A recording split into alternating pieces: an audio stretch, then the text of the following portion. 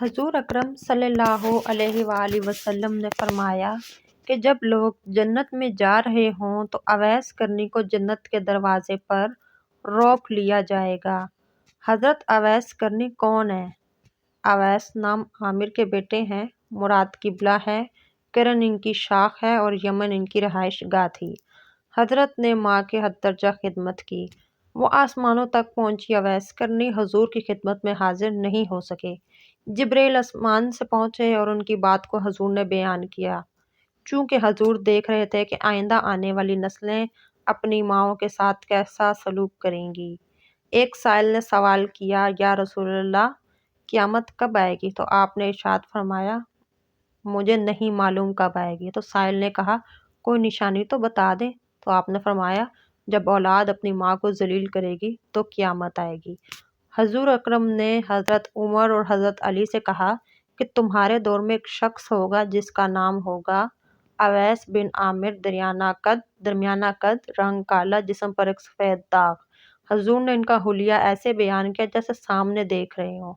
وہ آئے گا، جب وہ آئے تو تم دونوں نے اس سے دعا کرانی ہے۔ حضرت عمر اور حضرت علی کو اویس کرنی کی دعا کی ضرورت نہیں تھی۔ امت کو پیغام پہنچانے کے لیے ہے کہ ماں کا کیا مقام ہے۔ حضرت عمر حیران ہو گئے اور سوچنے لگے کہ حضور یہ کیا کہہ رہے ہیں کہ ہم اویس سے دعا کروائیں؟ تو حضور نے فرمایا، عمر، علی، اویس نے ماں کی خدمت اس طرح کی ہے، جب وہ ہاتھ اٹھاتا ہے تو اللہ اس کی دعا کو خالی نہیں جانے دیتا۔ حضرت عمر 10 سال خلیفہ رہے، 10 سال حج کیا، لیکن انہیں اویس نہ ملے۔ ایک دن سارے حاجیوں کو اکٹھا کر لیا اور کہا کہ تمام حاجی کھڑے ہو جاؤ۔ آپ کے حکم پر تمام حاجی کھڑے ہو گئے۔ پھر کہا کہ سب بیٹھ جاؤ، صرف یمن والے کھڑے رہو۔ تو سب بیٹھ گئے اور یمن والے کھڑے رہے۔ پھر کہا کہ یمن والے سارے بیٹھ جاؤ، صرف مراد قبلہ کھڑا رہے۔ پھر کہا مراد والے سب بیٹھ جاؤ، صرف کرن والے کھڑے رہو۔ جاری تو مراد قبیلے والے بیٹھ گئے، صرف ایک آدمی بچا۔ حضرت عمر نے کہا کہ تم کرنی ہو؟ اس شخص نے کہا، ہاں میں کرنی ہوں۔ تو حضرت عمر نے کہا کہ اویس کو جانتے ہو؟ تو اس شخص نے کہا، ہاں جانتا ہوں، میرے بھائی کا بیٹا ہے، میرا سگا بھتیجا ہے، اس کا دماغ ٹھیک نہیں۔ آپ کیوں پوچھ رہے ہیں؟ تو حضرت عمر نے کہا کہ مجھے تو تیرا دماغ صحیح نہیں لگ رہا۔ آپ نے پوچھا کدھر ہے؟ تو اس نے کہا کہ آیا ہوا ہے۔ پوچھا کہاں گیا؟ تو اس نے کہا کہ وہ عرفات گیا ہے اونٹ چرانے۔ آپ نے حضرت علی کو ساتھ لیا اور عرفات کی دوڑ لگا دی۔ جب وہاں پہنچے تو دیکھا کہ اویس کرنی درخت کے نیچے نماز پڑھ رہے ہیں اور اونٹ چاروں طرف چر رہے ہیں۔ یہ آ کر بیٹھ گیا اور اویس کرنی کی نماز ختم ہونے کا انتظار کرنے لگے۔